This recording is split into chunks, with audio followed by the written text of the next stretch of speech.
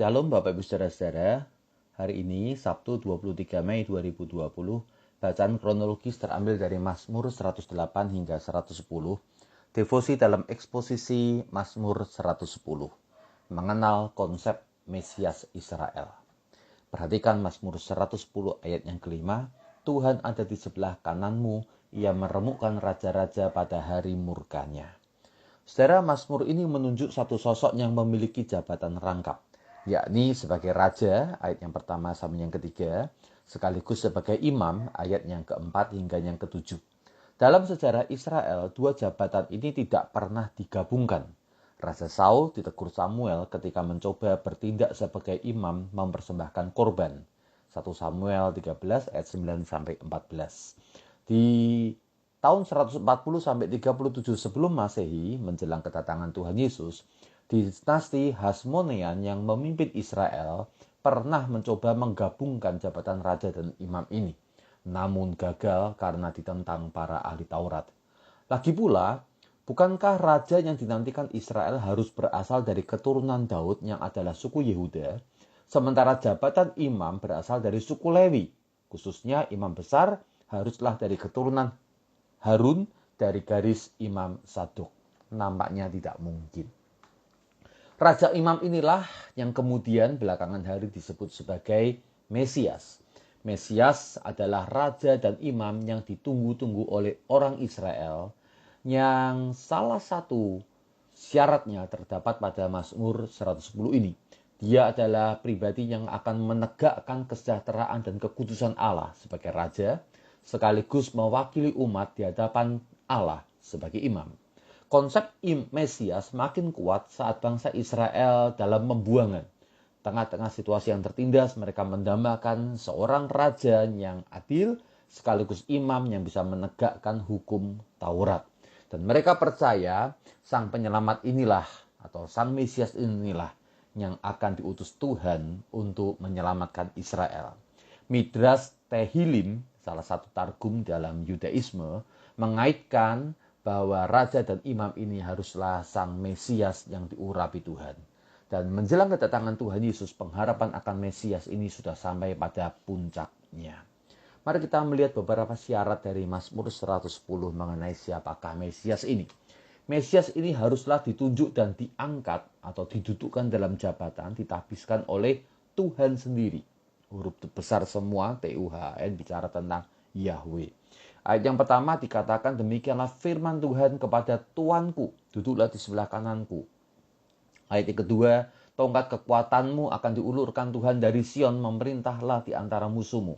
Kedudukan daripada Mesias begitu tinggi sehingga Daud yang membuat akan Mazmur ini menyebut Mesias ini sebagai tuannya. Dia didudukkan Tuhan untuk menjadi raja yang memerintah atas segala situasi. Dia juga didudukkan oleh Tuhan sendiri sebagai imam. Ayat yang keempat, Tuhan telah bersumpah dan ia tidak akan menyesal, engkau adalah imam untuk selama-lamanya menurut Melkisedek. Ini adalah sebuah jawaban mengapa raja imam ini tidak harus berdasarkan garis keturunan Yehuda sekaligus keturunan Lewi. Karena raja imam ini diangkat berdasarkan peraturan Melkisedek. Melkisedek hidup sejaman dengan Abraham sebelum ada Daud, sebelum ada Harun. Dia dikenal sebagai raja dan imam. Dia disebut sebagai Raja Damai, Kejadian 14 ayat yang ke-18. Namanya berarti Raja Kebenaran, Melek dan Sadik. Itu adalah Raja dan Kebenaran. Dia juga disebut sebagai Imam Allah yang Maha Tinggi, Kejadian 14 ayat yang ke-18b. Lebih tinggi dari Abraham sehingga Abraham datang kepada dia memberikan persembahan persepuluhan dan Melkisedek memberkati akan Abraham, Kejadian 14 ayat yang ke-19 hingga yang ke-20. Siapa orang yang bisa memenuhi syarat sebagai raja dan imam menurut aturan Melkisedek? Syarat yang kedua, pribadi ini haruslah memiliki kekuasaan yang universal meliputi seluruh dunia dan mutlak, artinya tidak dapat dibantah. Ayat yang ke-1b sampai yang ketiga menjelaskan raja ini akan membuat seluruh musuh-musuh menjadi tumpuan kaki. Sebuah kalimat yang sangat disukai oleh Raja Daud, bahwa raja ini memerintah dengan tumpuan kaki para musuh-musuhnya. Ayat yang kelima sampai yang keenam demikian juga dikatakan sang raja imam ini akan meremukkan raja-raja pada murkanya dan menghukum bangsa-bangsa. Kekuasaan yang mutlak dan universal, memegang kekuasaan sampai seluruh musuhnya takluk sama sekali. Syarat yang ketiga adalah raja ini mewakili Allah Yahweh dan imam yang mewakili umat. Yang pertama, duduklah di sebelah kananku. Jadi Mesiasnya ada di mana, Allah Bapa ada di mana. Ya, duduklah di sebelah kananku. Artinya Mesiasnya di sebelah kanannya Bapa, surgawi. Namun ayat yang kelima, Tuhan ada di sebelah kananmu. Artinya apa? Bapa surgawi di sebelah kanannya Mesias ini. Saudara, ini adalah sebuah perumpamaan atau sebuah simbol, bukan bicara tentang posisi, ya, bahwa Allah akan mengangkat sang Mesias ini. Dia akan mempresentasikan Allah Bapa, dia di sebelah kanan. Namun ketika masuk dalam peperangan, Allah Bapanya akan membela akan dia, karena dia adalah wakil daripada umat. Ya, Mesias adalah mewakili umat sebagai seorang imam. Siapakah sosoknya memenuhi syarat Mesias ini? Tak lain satu saja, Tuhan Yesus Kristus, sang Raja dan Imam sejati. Ia menghancurkan semua musuh dan menegakkan pemerintahan Tuhan di bumi ini. Saat ini secara spiritual, suatu ketika pada kedatangannya yang kedua secara lahiriah. Mazmur ini merupakan mazmur yang paling sering dikutip di dalam Perjanjian Baru. Kurang lebih ada sekitar 25 pengutipan yang memiliki satu ide bahwa Tuhan Yesus menggenapi nubuatan mesianik pada Mazmur 110.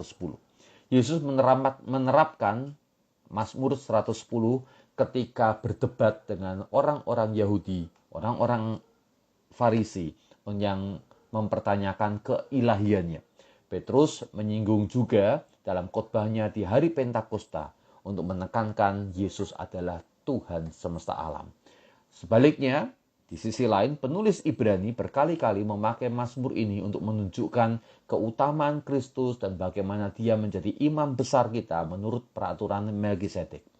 Jelaslah bahwa Yesus Kristus yang menggenapi Mazmur 110 ini sebagai Mesias yang dijanjikan Tuhan. Sekarang, bagaimanakah sikap atau respon Israel ketika Yesus datang kepada mereka? Sangat menyedihkan, bukan? Mereka justru menolak akan Yesus. Mereka tidak mengakui Yesus sebagai Mesias yang dijanjikan. Sampai hari ini mereka masih mencari-cari siapakah Mesias itu. Padahal kalau Anda membaca dari ayat yang pertama, saya akan bacakan sekali lagi.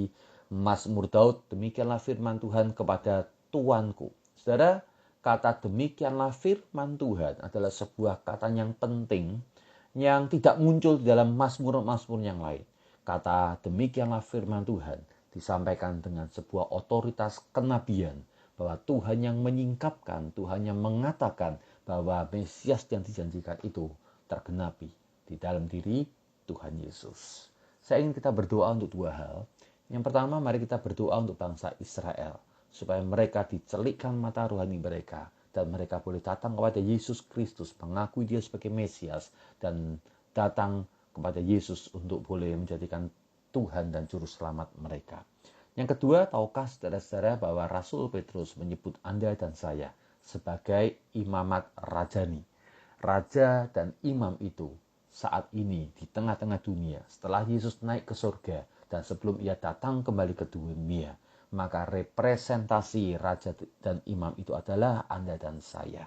Maka bertindaklah sebagai raja dan imam di tengah-tengah dunia ini. Mari berdoa. Kami ingin berdoa pertama-tama untuk bangsa Israel, Tuhan, bangsa yang keras hati dan tegar tengkuk, mata mereka dibutakan bahwa Engkaulah, ya Yesus, Mesias yang dijanji-janjikan itu, yang mereka harapkan boleh menyelamatkan mereka.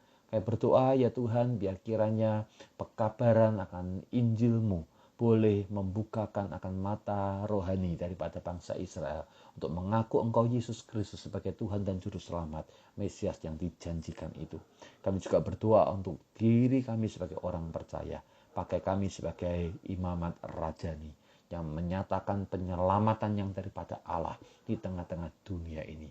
Kami mohonkan anugerah-Mu Bapa untuk kami boleh bertindak dan berfungsi seturut dengan panggilan-Mu atas kami. imamat rajani. Dalam Tuhan Yesus. Amin.